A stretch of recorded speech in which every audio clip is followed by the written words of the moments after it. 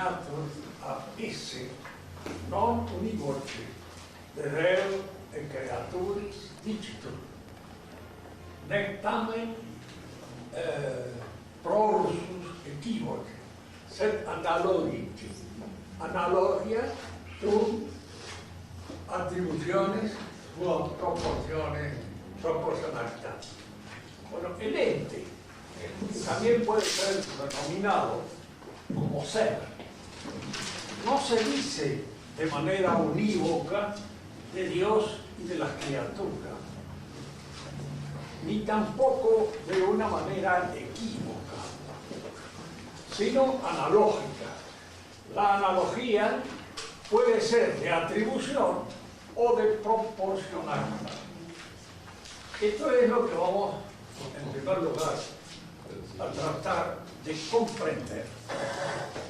Y para eso siempre hay que tomar una cierta distancia para que la lección no quede en el aire. En primer lugar, hay que distinguir entre lo que es real y la representación que el hombre se hace conceptualmente de lo real. La realidad es una cosa y nuestra representación conceptual de la realidad es otra. Conviene siempre no confundir una con la otra. Uno se me podría preguntar si esa confusión en alguna oportunidad efectivamente se ha hecho. Y a esta pregunta podemos responder que se ha hecho y de manera genial. Todo el sistema de Hegel es un sistema en el cual lo real es lo conceptual. Él mismo lo dice, todo lo real es racional y todo lo racional es real. Es decir, que la realidad está precisamente en aquella interpretación que nosotros damos de ella. Y si le preguntamos, un poco, diríamos, tratando de realizar un imposible diálogo, pero usted cree efectivamente de que nuestra interpretación de lo real es lo real. Y dice, bueno, ¿y qué es para usted lo real? Y entonces yo le voy a decir, bueno, esto es una ciencia infinita. Claro, es un concepto, la ciencia que usted tiene de lo real. Y ese concepto que usted tiene de lo real es lo real. Eso es, de alguna manera, la única realidad que usted conoce. De manera tal de que esto resulta, así observado, puramente lógico. Ya habíamos hecho alguna observación en este sentido. Los esquemas lógicos de la realidad, en la medida en que son más lógicos, indudablemente resuelven todos los problemas que lógicamente se nos plantean. Pero queda siempre este hecho, que mi interpretación de lo real, si fuera lo real, no habría equivocación, no habría errores, porque mi interpretación de lo real coincidiría con el sistema de Dios de lo real. La crítica hecha por este jorobadito que se llamó Kierkegaard al pensamiento de Hegel precisamente reside en eso. De acuerdo con esto, yo sería un elemento más dentro del sistema de Hegel, porque el sistema de Hegel coincidiría totalmente y absolutamente con la realidad. De manera que yo tengo que coincidir total y absolutamente con el sistema interpretativo que da Hegel de la realidad. Es una crítica, diríamos así, que los filósofos no la aceptan de muy buena gana, pero es una crítica de buen sentido y que en alguna medida sirvió, sobre todo dentro de la teología protestante, para apartar un poco a los teólogos protestantes del sistema hegeliano. Por el momento lo dejamos a Hegel en su sepulcro que descanse en paz. Hablemos de esta cuestión. Nosotros tenemos de la realidad entonces un concepto, una interpretación conceptual. Y al mismo tiempo tratamos de dar vida, tratamos de dar corporalidad a esos conceptos mediante los términos, mediante el lenguaje, que son signos arbitrados precisamente para designar los conceptos. Otra confusión que se puede hacer, y que es común a veces hacerla, es confundir el concepto con el lenguaje, con el término. ¿Por qué? Porque no podemos tener un concepto si no tenemos el término adecuado para expresarlo. Aquel que dice, tengo la idea pero no la sé decir, bueno, es un recurso de mal estudiante que generalmente no sabe bien de qué está hablando en un momento determinado. Pero sabemos que esto no es así. Si no tiene la palabra para expresarla, pues no tiene el concepto, porque el concepto está adherido, adscrito a la palabra. Si el concepto y la palabra constituyen una realidad que no podemos distinguir, entonces el concepto es la palabra. Pero bueno, ¿cómo entonces podemos distinguirla? Porque ustedes muchas veces, para expresar la interpretación que tienen de una realidad, apelan a muchas palabras, a otros términos, a imágenes, a metáforas, y a veces incluso a un término que está en otra lengua extranjera, porque la nuestra carece a lo mejor del término adecuado para indicar esa realidad. La importancia que tiene el lenguaje nace precisamente de esta necesidad de poder hablar con precisión y darlo en un lenguaje adecuado, lo que mi entendimiento interpreta de lo real. Y no todos los lenguajes son idénticamente adecuados. Decía esto porque otra vez a una hija mía, un cura inteligentísimo, de esos que abundan, hablando de que nosotros oíamos la misa en latín, decía, pero si es así tendrían que oírla en arameo, porque Cristo hablaba en arameo y se expresaba en arameo. ¿Por qué no vuelven al arameo? Que la iglesia dejó el arameo. ¿Y por qué prefirió el latín al arameo? Precisamente porque el latín es un lenguaje más adecuado para expresar una serie de nociones, especialmente cuando se trata de penetrar en la interioridad de los misterios. Es necesario tener en el lenguaje una cierta ejercitación en el manejo de nociones, de ideas, que son, digamos así, de tipo filosófico. El arameo no había sido una lengua filosófica. El arameo era una lengua vulgar, si se quieren, un poco campesina. Se podía expresar los dolores, los sentimientos, todas aquellas cosas, pero expresar ciertas ideas de una manera adecuada y perfecta no se podía en arameo. No era posible, porque faltaba la ejercitación intelectual adecuada. Fíjense que ahora que está de moda, y está de moda en la iglesia misma lo que se llama la inculturación, cada cultura tiene, y hay que respetar sus derechos. Lo respetamos siempre. ¿A qué cultura? ¿Cuál es la cultura que se expresa en matemáticas, fundido de una manera adecuada los conceptos, de tal modo que se puedan expresar con cierta exactitud lo que se quiere decir en esa lengua? Hay que imponerla. Es lógico. Como es lógico emplear la terminología propia de las matemáticas nuestras. Ustedes, los que son médicos, a fin de cuentas, apelan una serie de términos que han sido tomados muchas veces del latín o del griego y que son universales. y que de alguna manera sirven para poder entenderse médicamente entre todos los médicos de cualquier parte del mundo en que se hable un lenguaje médico.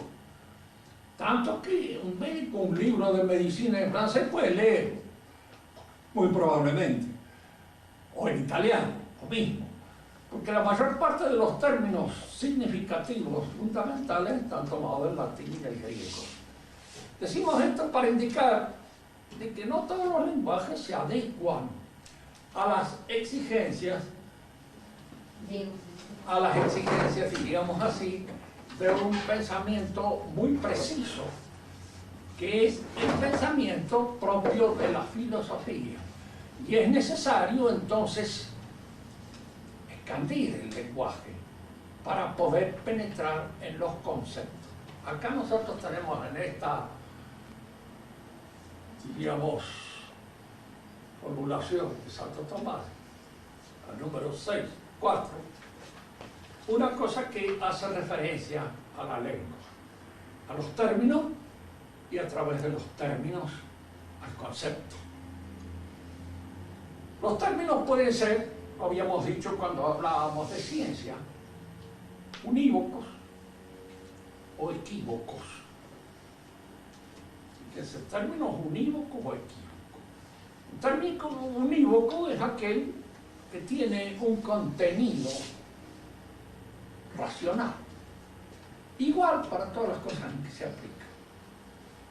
Si yo digo que este joven es un hombre, aquel menos joven es un hombre, y cada uno de nosotros es un hombre, con la palabra hombre doy a entender una cierta esencia que es común.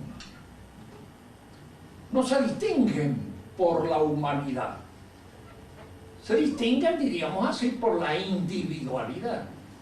Pero la individualidad es algo que está dependiendo de un principio distinto, y aquel que constituye la formalidad hombre. Este principio distinto surge precisamente de la materia determinada por la cantidad. Los escolásticos dicen con esa precisión, claro, materia signata quantitate. Yo muchas veces le decía, porque los chicos a veces no entendían bien este problema. ¿Qué es eso de signata quantitate?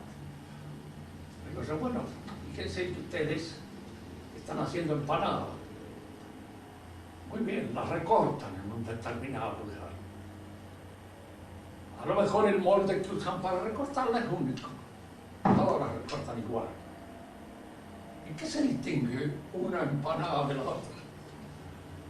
Pues en aquel pedazo de pasta que yo he recortado y que está designado por esa cantidad determinada de la pasta. Una tuerca puede ser igual a otra tuerca, pero hay un elemento material que la distingue de la otra tuerca. Y tal vez esta, a pesar de ser exactamente igual a la otra, es mejor hecha que la otra, porque tiene una materia más deleznable, más fácil de corromperse o más fácil de echarse a perder que la otra. Formalmente son iguales, pero materialmente son distintas. Así, cuando nosotros decimos que alguien es un hombre y que otro es un hombre, estamos señalando con el término hombre una esencia común a todos los hombres. Y esta designación es unívoca. ¿Por qué? Porque en esto se parecen y se distinguen por otra cosa, por la materia determinada por la cantidad. Si yo digo, por ejemplo, que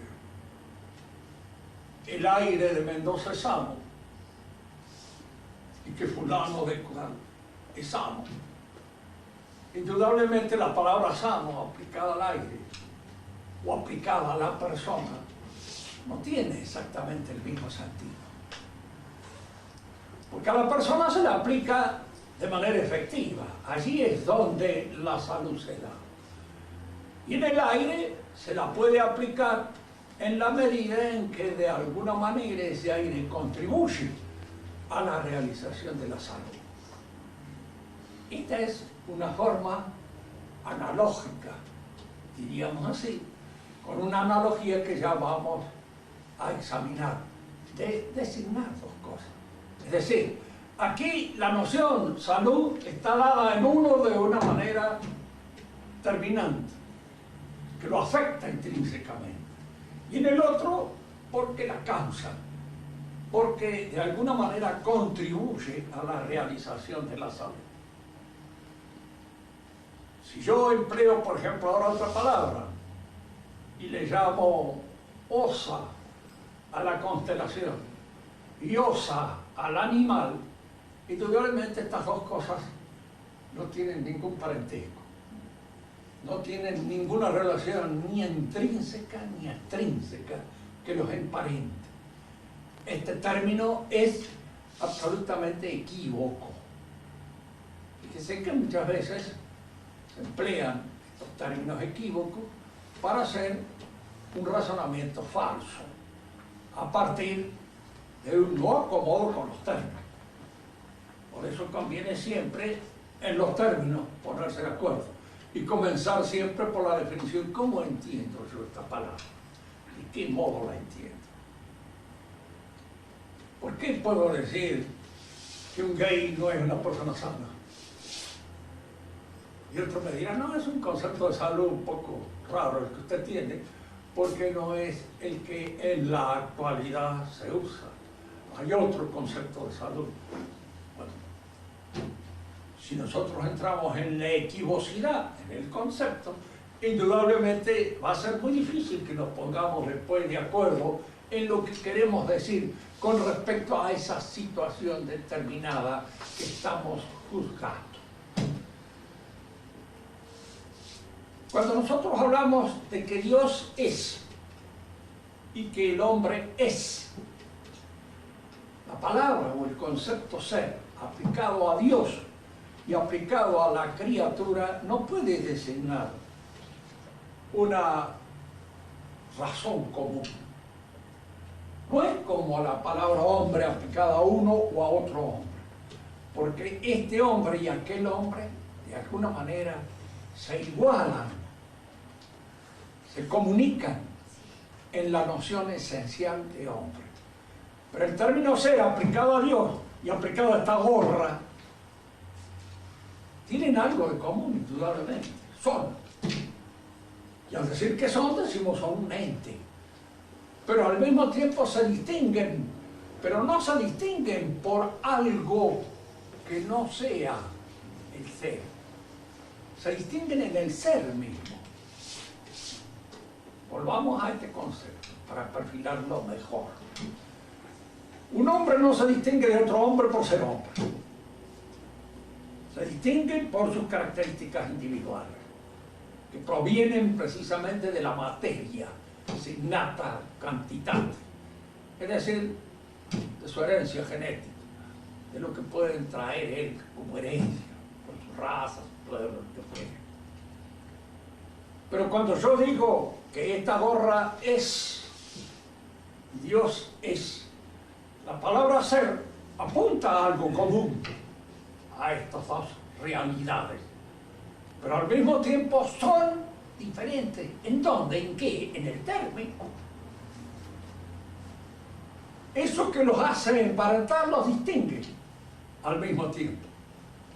Porque al decir que son diferentes en su ser, estoy señalando allí que el ser señala dos cosas: una igualdad y una distinción.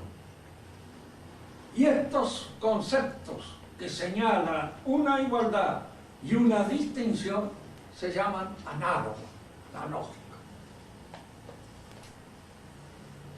La pregunta que uno puede hacer ahora es esta: ¿a qué viene esto? Bueno, esto viene porque nosotros necesitamos en un momento determinado hablar de Dios. ¿Qué es Dios? ¿Cuál es la naturaleza divina? Este lenguaje nuestro, que surge precisamente de nuestro trato con las cosas, de nuestro trato con las criaturas, este lenguaje nuestro que está intrínsecamente herido por la caducidad y la finitud de las criaturas, puede aplicarse a Dios de una manera correcta, o Dios es aquello de lo cual no se puede hablar. Fíjense que en este sentido, el Antiguo Testamento hablaba de Dios como de aquello que es lo innominado. ¿Y en qué sentido y por qué hablaba de Dios así? Para que el hombre no cayera en una antropomorfización idolátrica. No creyera que de alguna manera ese término con el cual se designaba a Dios podía ser confundido posteriormente con Dios. Nosotros sabemos que muchos pueblos han adorado el sol. Y creemos, porque nuestro conocimiento siempre de la religión pagana es bastante oscuro. Y generalmente es idiota para hablar entre nosotros como amigos. ¿Por qué? Porque creemos que los otros pueblos son idiotas y que de alguna manera confunden una realidad. Adoran al buey Apis, o se postran frente al buey Apis, pero el buey Apis es un símbolo.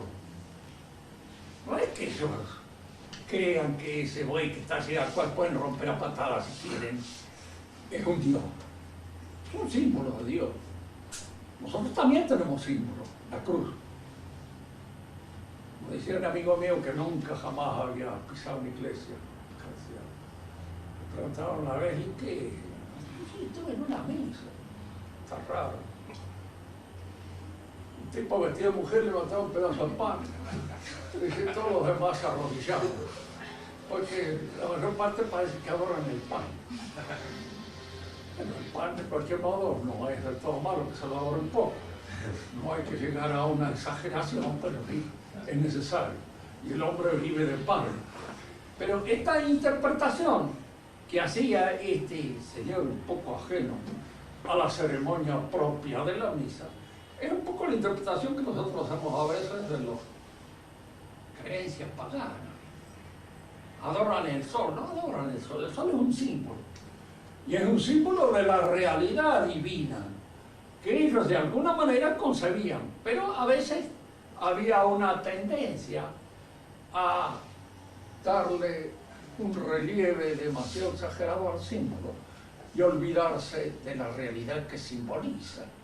Y esto es lo que el Antiguo Testamento trataba de evitar, sabiendo que trataba con gente a veces un poco ruda, de una mentalidad muy campesina. Y esta mentalidad muy campesina, que es la mentalidad del Antiguo Testamento, podía caer fácilmente en estas rudezas, en estos equívocos, y confundir la realidad divina con la interpretación, con el símbolo que se daba de ella. Y por eso la Biblia a veces es tan exageradamente, diríamos así, ruda con los ídolos, a los cuales dice que son.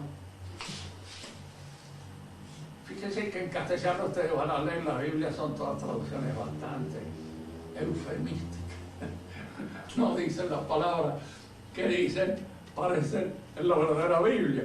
En algunas otras lenguas las palabras son más rudamente puestas, son palabras de campesinos, que son los ídolos, caca, dicen. O son como ropa sucia, decimos nosotros, pero en la Biblia dicen otra palabra que no quiero decir, razones también eufemísticas. Soy medio español también, pero es que no me gusta decir las cosas demasiado crudamente. Bien, lo que interesa aquí es esto. Estos conceptos análogos, ¿para qué sirven? Para evitar que uno confunda a Dios con la criatura.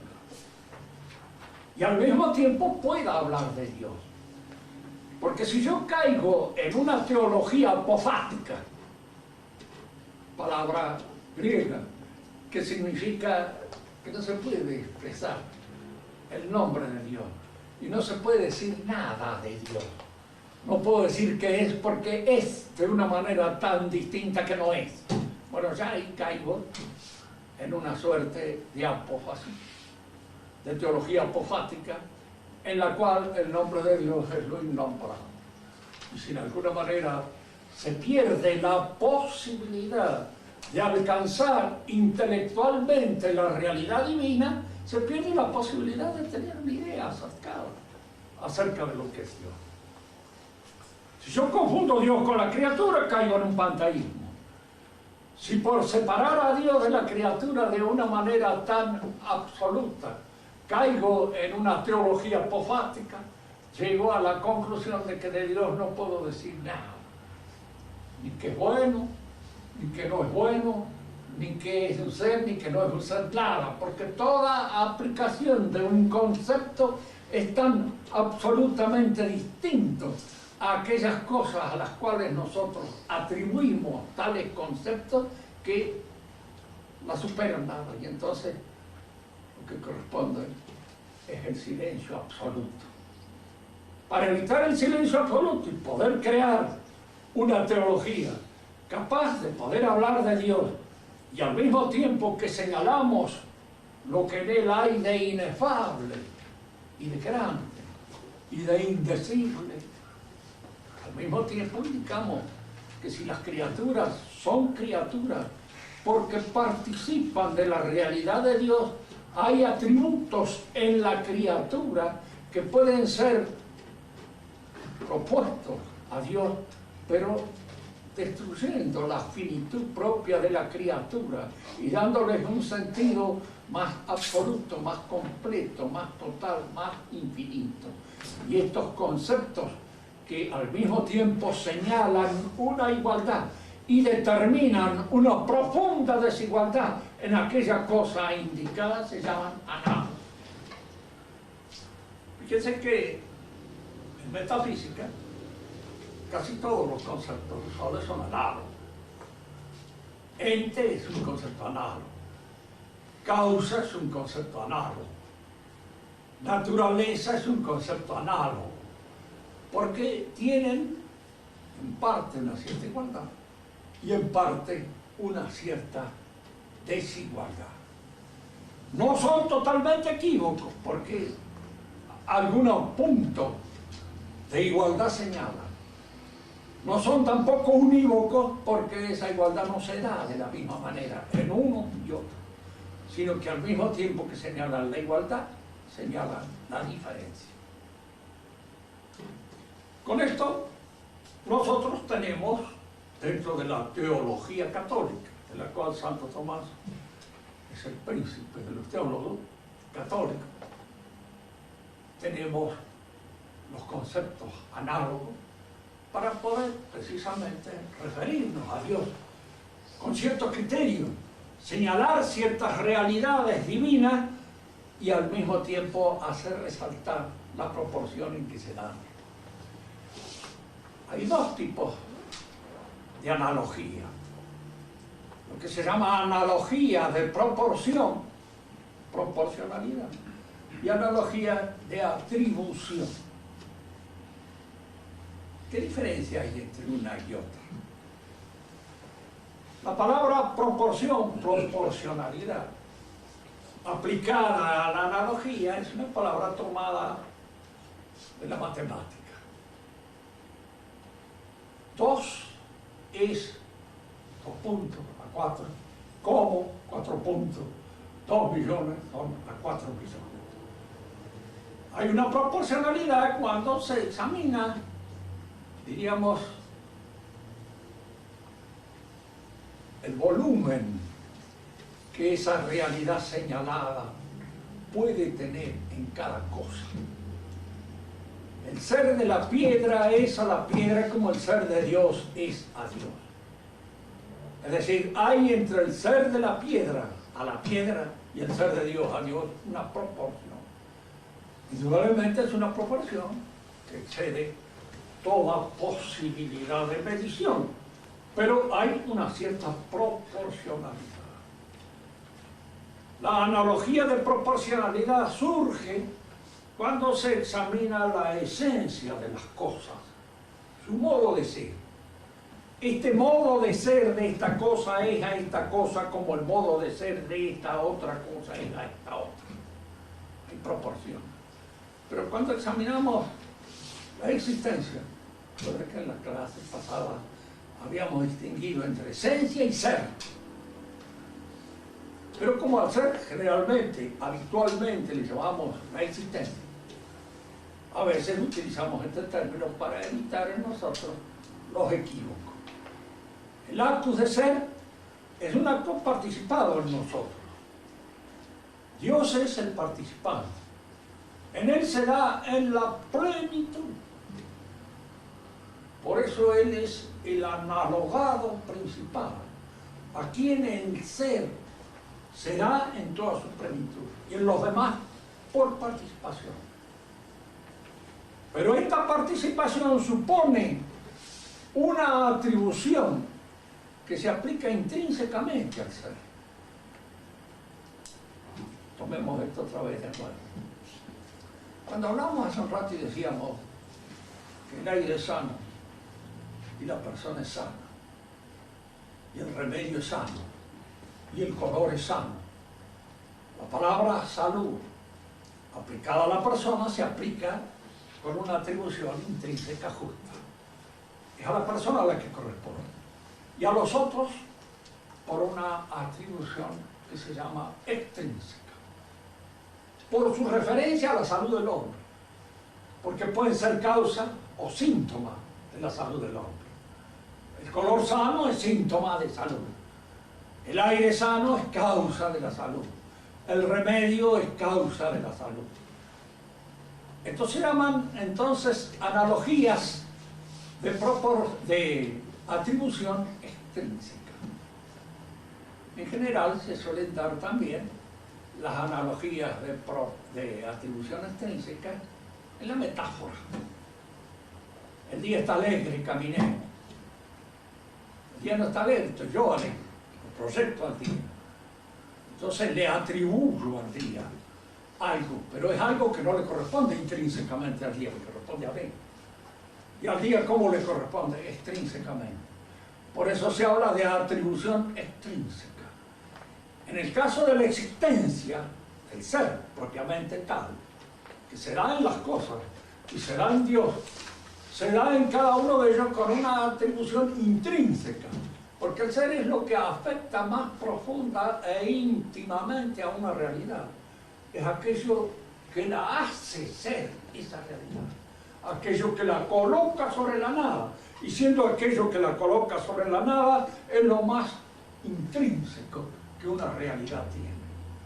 Por eso este término, cuando se aplica en el sentido fuerte del término, el ser como existencia es a Dios o es de Dios como participado y del hombre como participante en el ser de Dios.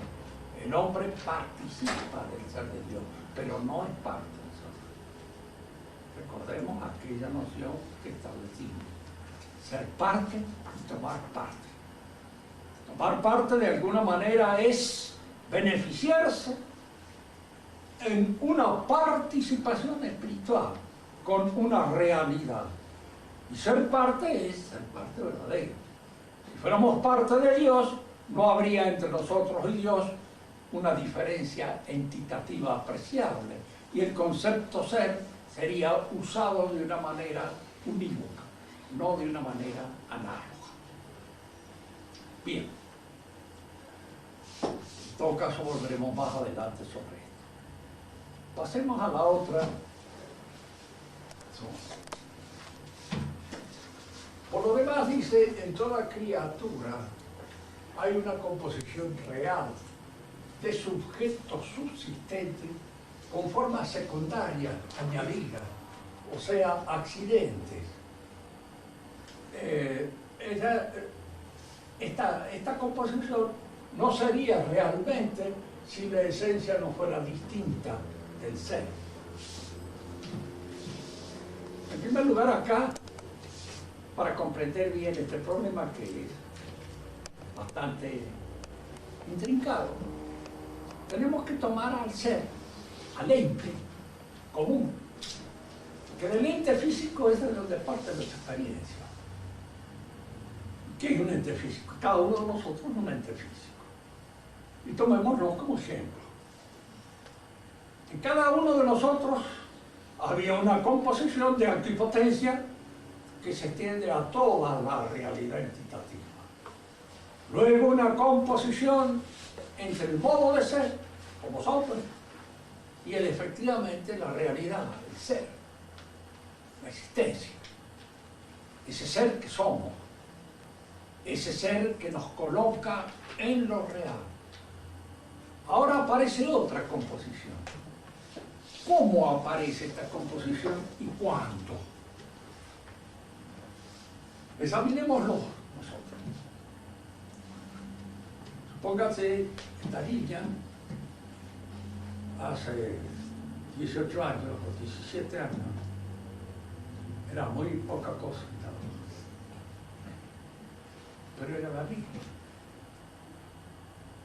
Sí. Entonces la pregunta que a nosotros se nos ocurre es esto: si es la misma, ¿qué es lo que ha cambiado? Y la respuesta que nosotros damos es todo. Pero no ha quedado nada de ella que de alguna manera se sostenga a lo largo de todos los cambios sufridos. Si usted entiende como algo una realidad física, el esternón, la espina dorsal, una costilla, desde ya le diríamos no hay nada. No hay ni una realidad física, físicamente no es la misma. Incluso todas las células que la constituyen han ido cambiando con el curso de los años. Modifican, cambian, pasan, son otras. Cambia el volumen, la estatura, el color. Cambia todo. ¿Qué es lo que entonces sostiene esa realidad? ¿Por qué puedo yo decir que es ella la que cambia?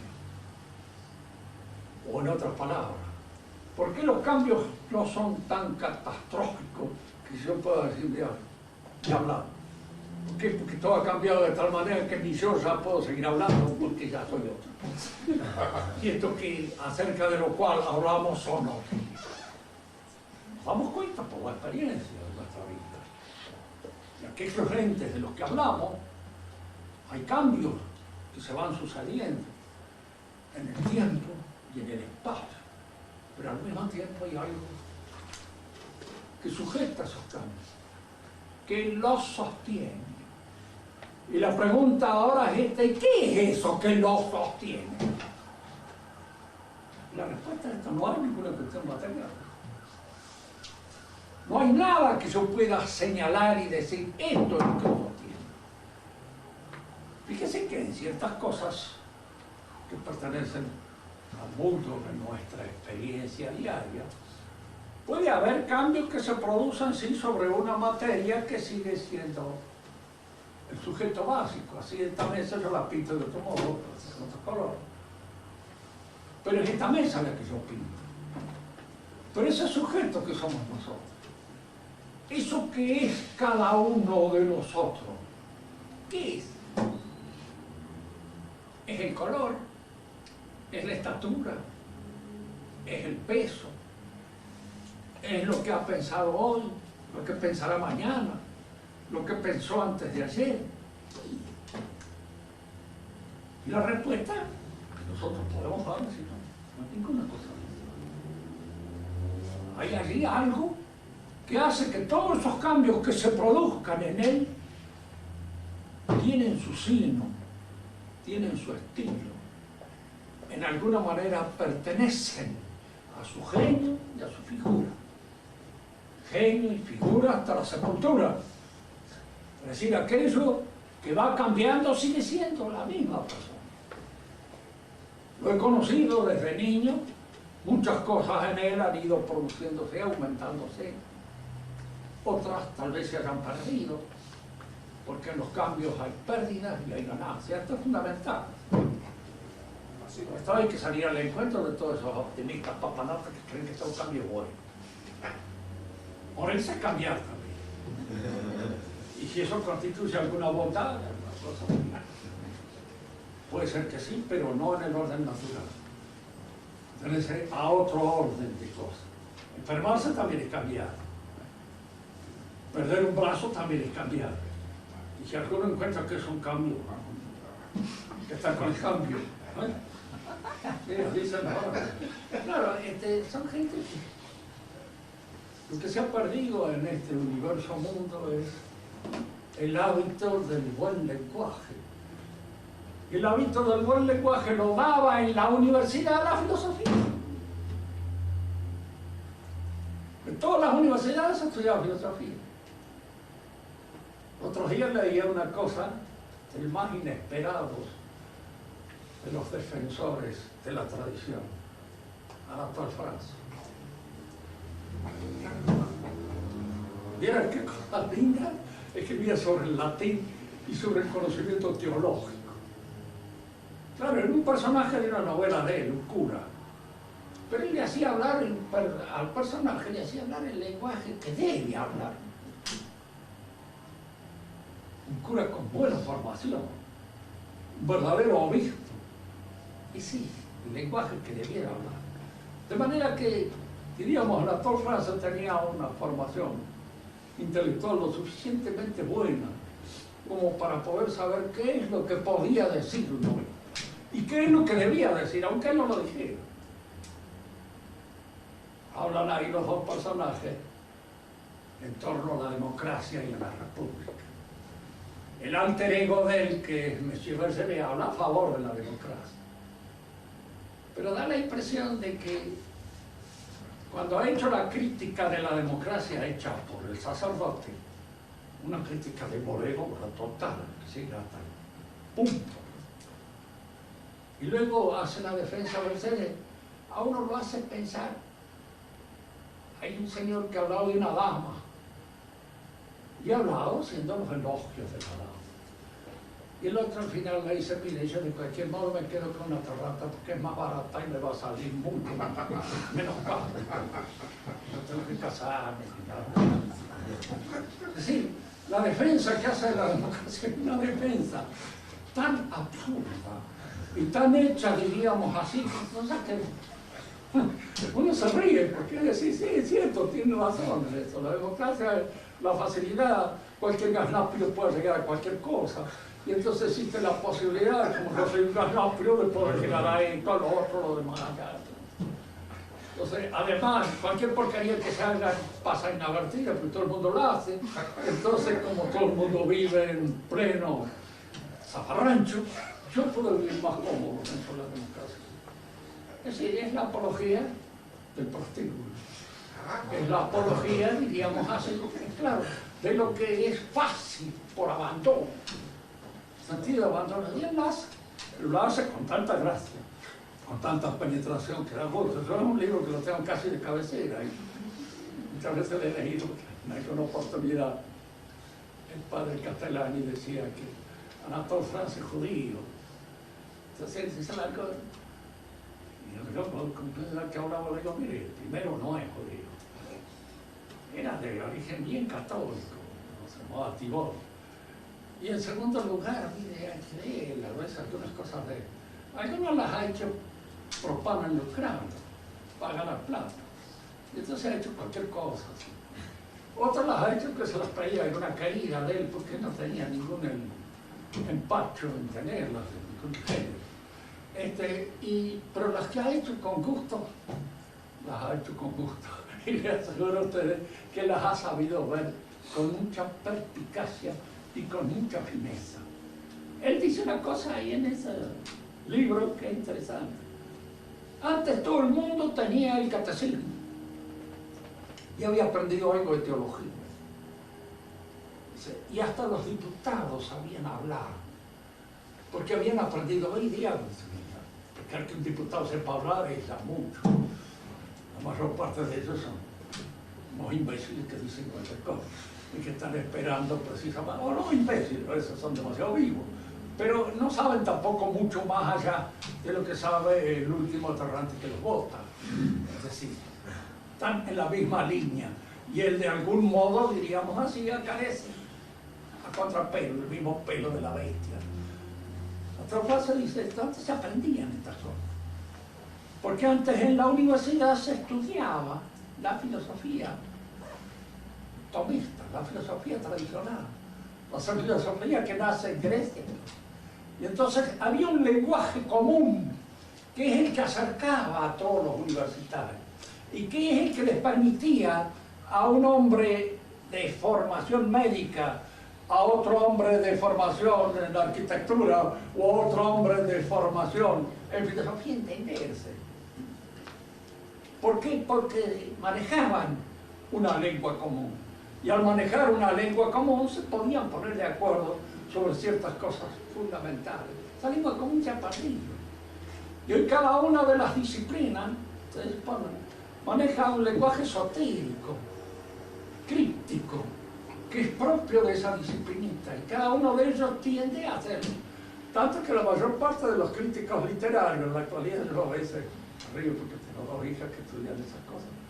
Y entonces les digo, mira, a veces parece que ustedes escribieran nada más que para un grupo cerrado de personas, que son los que lo van a leer, o tal vez no los van a leer, simplemente van a anotar de que ustedes escribieron sobre tal cosa. Pero ya no hablan para la gente, para el hombre culto, común, no especializado, el cual podría entender precisamente una crítica literaria. Volvemos entonces a lo nuestro. Hay un cambio en las cosas. Un cambio que puede ser entitativo, cuando una cosa pasa a ser otra. Si esta gorra la quemo, no es más una gorra. Pero si esta gorra la pinto de otro color, sigue siendo la misma gorra con otro accidente que la adorna, que es el nuevo color que le da. Nosotros mismos vamos cambiando. Y en el transcurso del tiempo, estas modificaciones, estos cambios, estas alteraciones pueden ser totales. ¿Qué es lo que ha cambiado en ustedes de 30 años a esta parte? Todo. ¿Y qué es lo que se ha sostenido? Todo. Fíjense que esto parece contradictorio. Y en alguna manera es contradictorio. Cuando una cosa se nos aparece contradictoria, nosotros no podemos explicar los elementos contradictorios por referencia a un principio único. Tenemos que admitir que hay allá dos cosas, dos principios. Uno que explica el cambio y otro que explica la permanencia. Al que explica el cambio le llamo accidente y al que explica la permanencia le llamo sustancia. Y es que es muy importante esto, porque ¿qué es la sustancia? Es la pregunta que vamos a hacer. Cuestión que van a tener mucho que ver en la Eucaristía. ¿Qué es la sustancia? Entonces, la definición que da, diríamos, la escuela, sobre lo que es la sustancia, dice, la sustancia es el sujeto de ignición de los accidentes. Es decir, es aquello que sostiene a los accidentes en su realidad, pero lo sostiene de una manera tal de que esos accidentes son siempre atribuibles a esta sustancia. Es decir, este personaje que ha cambiado dentro de un estilo, ha cambiado dentro de un ritmo, ha cambiado dentro de una modalidad, sostenidos los cambios por la sustancia propia. Ahora, la otra pregunta, cosita, pero es una cosa, no es una cosa. La cosa está compuesta de sustancia y accidente. Y entonces, ¿qué es? Es un principio que explica el sostenimiento de esa realidad en los cambios sucesivos que la afectan. Refiriéndonos a los términos de acto y potencia. En una realidad determinada, ¿qué es lo que está en acto? Los accidentes. ¿Cómo los accidentes? Pero los accidentes son menos que la sustancia. Y si son menos, ¿cómo están en acto? Y la sustancia está en potencia. Así es. Fijémonos en esto, porque esto es importante. ¿En qué sentido? ¿Para qué? Es importante cuando uno habla de la relación del hombre con la sociedad. Los personalistas, que en la actual herejía vaticana, el personalismo, que se funda en el liberalismo. Para ellos, diríamos, el hombre es más importante que la sociedad. ¿Por qué? Porque el hombre es sustantivo y la sociedad es accidental. La sociedad es un accidente y el hombre es la sustancia que sostiene a los accidentes. ¿Cierto esto? Pero si nosotros cambiamos la relación y hablamos de potencia y acto, ¿qué es lo que actualiza las realidades, las libertades, las perfecciones del hombre? La organización social en la cual se inscribe. Eso es lo que lo actualiza. Entonces, desde el punto de vista práctico, desde el punto de vista de la manifestación de la perfección, resulta que la sociedad es actual y la sustancia es potencial, detentora potencialmente de la sociedad. Porque lo actual es lo que puede señalarse. Y yo lo que puedo señalar en cada uno de ustedes es la estatura, es el peso, es el color, es esto, esto. Y eso es lo que está actual. Su sociabilidad, etcétera, la perfección de su inteligencia, los distintos actos intelectuales que realiza que son accidentales. Y la sustancia, que es todo. La sustancia es lo que sostiene todo eso. Y si la sustancia es lo que sostiene todo eso, ustedes se podrán dar cuenta. ¿Por qué en el misterio de la transustanciación Cristo puede estar en el sostenimiento de los accidentes del pan? ¿Por qué? Porque siempre es un misterio. ¿Acaso cada uno de nosotros no es un misterio? Ustedes observen bien, si nosotros nos observamos y no somos ninguna de estas cosas que aparecen, ¿qué somos? Y pues somos los que estamos detrás de todas esas cosas que aparecen, de todas esas cosas que emergen. Somos los que las sostienen, somos los que aparecemos a través de esos accidentes, somos los que nos manifestamos a través de estos accidentes. Y está ocurriendo con nosotros lo que de alguna manera ocurre con Dios mismo con respecto al universo. El universo no es Dios, son cosas a través de las cuales Dios se comunica con nosotros y nos habla de alguna manera, pero Él es abcóndito, porque cada uno de nosotros también es misterioso y abcóndito y está detrás de los accidentes que los caracterizan. Estos accidentes pueden ser más o menos, diríamos, manifestativos de esa realidad, pero también puedo yo ocultarme detrás de ellos. Hay aquí una cosa que voy a dar por terminada esta conversación por el momento, haciendo una referencia a él. El lenguaje es accidental, ¿verdad? Conversamos, hablamos y nos expresamos a través del lenguaje. El lenguaje es un sistema de signos arbitrarios que nosotros hemos heredado del contorno histórico al cual pertenecemos. Es el lenguaje de nuestro pueblo, el que hemos recibido en la cuna y el que nos ha enseñado a pensar. Nosotros nos expresamos y nos manifestamos a través del lenguaje y nos ocultamos a través del lenguaje. Nos escondemos, es decir, nos expresamos, nos manifestamos, pero también podemos escondernos y podemos ocultarnos, porque nuestra lengua puede ser una lengua viperina o vespertina, como decía un amigo mío, esa lengua vespertina, viperina. Puede ser viperina, que es la diferencia entre nuestro lenguaje y el lenguaje de Dios. Digo esto para terminar de confundirnos y de alguna manera mantener un estado, diríamos así, de atención contra la verdad de Dios. Cuando nosotros escuchamos el lenguaje de un hombre, no lo incorporamos a nuestra realidad. Generalmente lo tomamos con beneficio de inventario como debe tomarse. Es si fulano tal me ha dicho tal cosa. Puede o no creerse. A veces puede ser una barbaridad, pero el fulano es lo suficiente capaz de haberla hecho de manera tal de que podemos creerlo y admitimos su testimonio.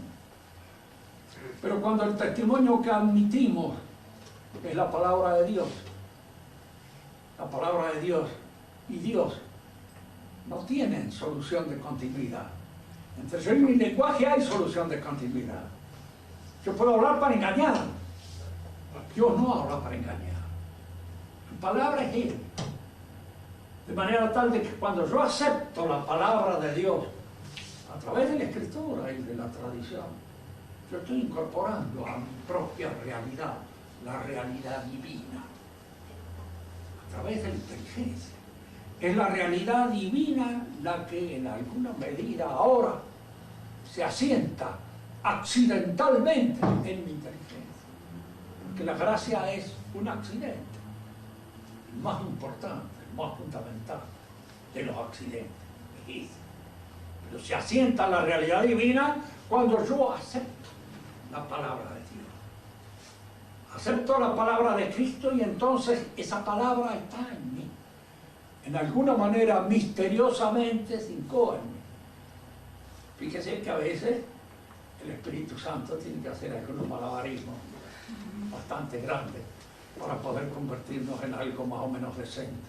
Pero, en fin, con todas las dificultades, cuando yo acepto la palabra de Dios, estoy aceptando precisamente algo que es de Dios. Y que no hay entre la palabra y Dios ninguna corte, no hay ninguna descontinuidad. La palabra de Dios es Dios. Por eso puedo decir que la acepto. Y esa palabra impregna mi realidad y me ayuda en alguna medida a transformarme, a transfigurarme en eso que Dios quiere que sea. ¿Quieren hacer alguna pregunta? En la próxima clase completaremos un poco la lección, retornando sobre algunos puntos. Profesor, supongo que no hayan quedado. Profesor, ya que se metió con nuestro gremio, quería preguntarle, ¿cuál es la razón o qué comentarios le merece, ¿no?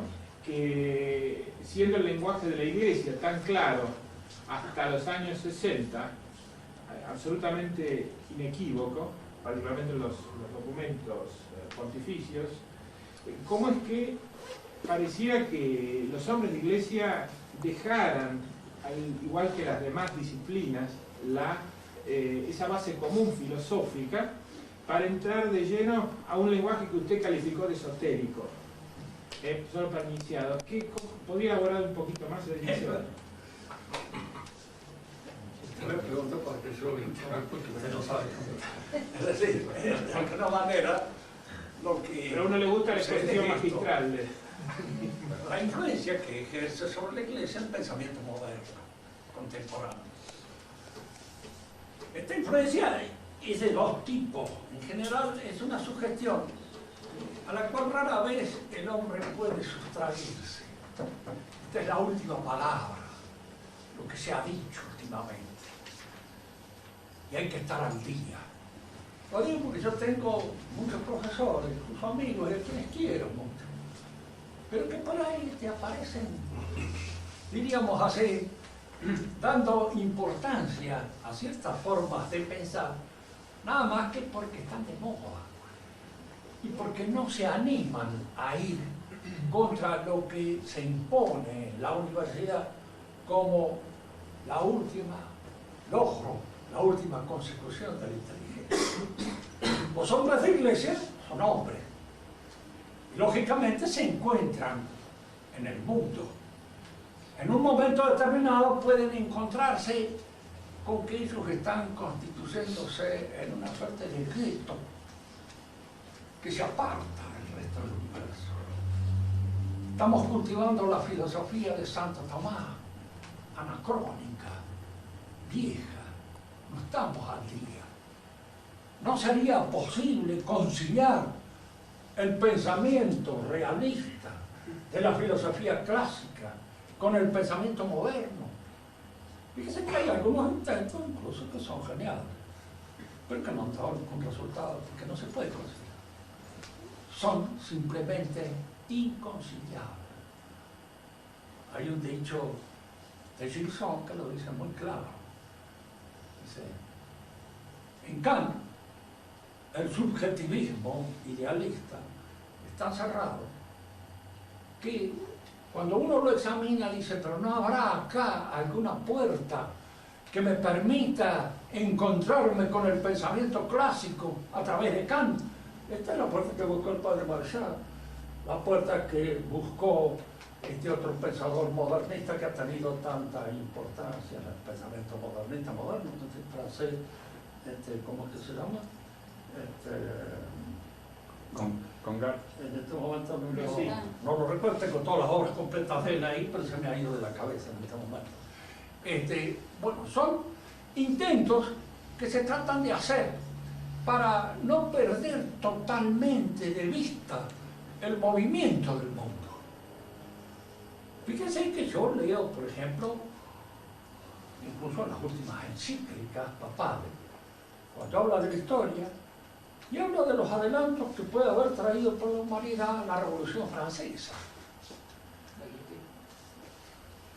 Yo me remito como sumo pontífice a Carlos Marx.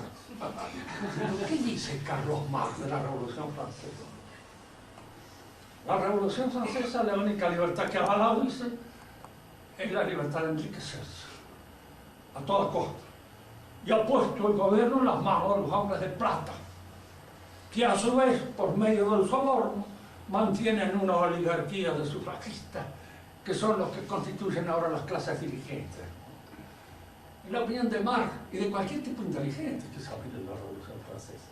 Y él habló con inteligencia, él esperaba de esto algo después que iba a venir, porque creen en las negaciones y creen que las catástrofes traen buenos males. Por eso desean las catástrofes. Es como si el médico dijera que toda enfermedad trae un buen resultado. Pero no es una enfermedad. La actitud del médico es que ahora por ahí, por casualidad, por peráxide, suceda que después de esta enfermedad te ha recuperado muy bien la salida. Ese es otro problema. No es lo que suele suceder, pero en este caso podría ser el caso. Entonces, esta necesidad de ponerse al día, de no estar totalmente alejado de las cosas que se dicen, es el temor de las muchedumbres, el temor de la opinión de la gente, de la totalidad de la gente. Y entonces eso me hace buscar muchas veces cuáles son los medios que yo tengo para hacer conciliar estas verdades eternas con este pensamiento que precisamente se ha hecho, se ha producido y se ha edificado a partir de la negación de las verdades eternas. Eso es lo grave. Porque por ahí aparece el señor que dice, así como se hizo con Aristóteles y Platón, que se los captó y se los convirtió en los pensadores propios de la teología cristiana, se pasa con Hegel. Dijo, no, pero usted se olvida de una cosa. Aristóteles y Platón subían, iban en busca del centro divino, y los otros están en la negación del Dios. De manera que es mucho más fácil hacer ascender al que va subiendo que hacer ascender al que va bajando. Porque el que va bajando está en la proclividad de la bajada. Y es ella la que de alguna manera acelera sus pasos. De manera tal de que no es fácil asimilarlo. Yo quería hacer de Hegel qué sé yo, una especie de santón de la iglesia. Una idea del padre Serpichi, que fue mi profesor. No se podía discutir con él porque era sumo pontífice. No, es claro, después estaba ya desde la altura en que él predicaba, un infeliz como yo no podía ni animarse a decirle nada, que está bien. Entonces decía las palabras tres en alemán y con eso quedaba uno aplastado. Pero él quería de alguna manera cristianizarlo, el otro nunca quiso cristianizarse. El otro venía de vuelta del cristianismo. Y lo que trataba en todo su pensamiento filosófico era precisamente dar una interpretación secularizada, puramente laica de lo que es el cristianismo. ¿Cómo, digamos, yo me voy a esforzar por ir en contra de la línea que él está siguiendo. El pensamiento modernista es eso, es un trato de conciliación con el mundo moderno, que es el mundo de la revolución y del ideologismo. Y entonces se hace entrar la revolución y el ideologismo dentro de la Iglesia, que era la única institución que quedaba al margen. Hay instituciones en las cuales cuando usted mete la democracia, las rompe. ¿Qué ha pasado con la universidad? Es lo que ha pasado con... El día que la metan en el ejército no hay más ejército. Ya prácticamente casi no hay. Como decía Bismarck. Claro, son mías. De manera tal de que claro, son cosas que pueden. Porque la gente, claro, uno dice, usted no es democrático, entonces no es bueno, no es bondadoso, es un mal bicho. Confunden estas dos cosas. Bueno, Rubén, no es que... pero ¿por qué se produce eso? Si el concepto y la idea es el lenguaje, Sí. y tiene que haber salido en conjunto, porque no puede haber lenguaje sin concepto y sin idea, y no puede haber ninguna idea sin lenguaje. Sí. ¿Por qué, en qué momento se produce el cambio del lenguaje? Ajá. ¿Quién lo hace? Sí. Bueno, el cambio de lenguaje comienza cuando comienza a destruirse los conceptos que el lenguaje precisa. Tomemos, por ejemplo, un ejemplo, ¿cierto? La razón, la idea de razón. Una idea antigua, tradicional. Si usted le pregunta a un filósofo clásico, ¿qué es la razón? Dirá, es la fuerza que lleva al hombre hacia su perfeccionamiento y al encuentro de la razón universal que es Dios. Es lo que lleva a Dios. Esa idea de razón, esa idea de lobo está en Platón, está en Aristóteles. ¿Y cuál es la idea de razón que aparece en el mundo racionalista moderno? La razón es aquella facultad que tiene el hombre para suputar aquellas cosas que le convienen y hacer de alguna manera aquello que le es útil o que le es provechoso. Las dos nociones, las dos ideas han cambiado el contenido conceptual. Ya no es más el mismo de antes. Ahora, la razón resulta que es un pequeño calculito que yo bajo. Antes era no. Por ejemplo, el papá que le dirá al chico, mira, no es razonable, no te metas con esa muchacha que te va a costar muchos pesos y al fin de cuentas no vas a sacar mucho con eso. Busca fulana tal que te va a dar más, además tiene plata y esto es razonable, ¿no es cierto? Y estos son los elementos razonables que entran en el mundo burgués. Y como el mundo burgués es un mundo asignado por la economía, diríamos que todo el lenguaje del mundo burgués empieza a sufrir esta influencia, diríamos, este influjo económico. Y entonces las palabras son. Si nosotros le preguntamos a Aristóteles, ¿qué es un ser prudente? Entonces era prudente, es aquel que de alguna manera hace todo aquello que significa un movimiento perspectivo para su arte. Si hoy le preguntamos a cualquiera qué es el prudente, el prudente es el que cuida el pellejo. Bueno, si usted lee en Santo Tomás, el que cuida el pellejo es todo lo contrario del prudente. Resulta que es lo que llama él prudencia carnis. Y la prudencia carnis es todo lo contrario de la prudencia. Es decir, es el enemigo de la prudencia. Y ahora se toma como prudencia. Todas las palabras van modificándose en la medida en que la valoración del orden social cambia. Ya no se tiene como eje, como polo fundamental de la actividad humana a Dios, sino que se tiene a la economía. Y entonces el lenguaje empieza a traducir ese desmerecimiento, empieza a traducir ese decaimiento de la fuerza ascensional del hombre. Y se convierte en elementos, diríamos, para su desfallecimiento, para su decadencia. Oímos todas las palabras. Tipo vivo. ¿Qué es el tipo vivo? Todos ustedes saben, no hay necesidad de explicarlo, el tipo vivo. No es precisamente uno que vive como se debe vivir, sino es precisamente un vividor, un atorrante. Entonces se van cambiando, se van modificando las palabras. van perdiendo su categoría significativa en función de las nuevas valoraciones que los tienen, en función de aquello que ahora valora. ¿Y qué es lo que ahora valora fundamentalmente? El vento, mucho vento, y vento otra vez más. Lo que hace falta es empacar mucha manera, vender el alma, rifar el corazón, ¿no es así? Vender la poca vergüenza que te quiere. Los tangos son una traducción clara bien de todo ese elemento y ese cambio que se va produciendo en la sociedad como consecuencia de las nuevas valoraciones que se imponen. Y la Iglesia a veces no puede resistir al influjo de estas cosas. Podría, ¿no? Porque no es necesario fatalmente entregarse, ¿no?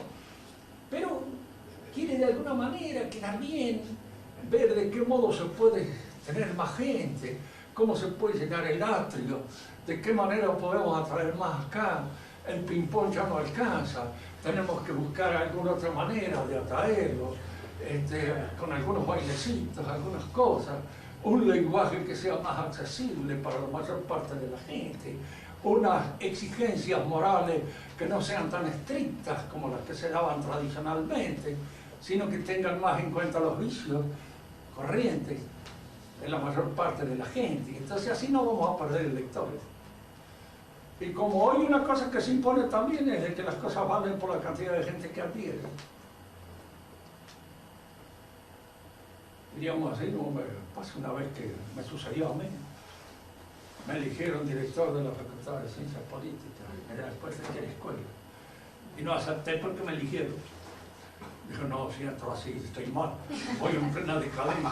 No, tampoco van a votar. Entonces, no, renuncié. Porque no quería ser elegido. Quería ser elegido de premio por alguien que me dijera, usted, bueno, entonces, pero democráticamente no.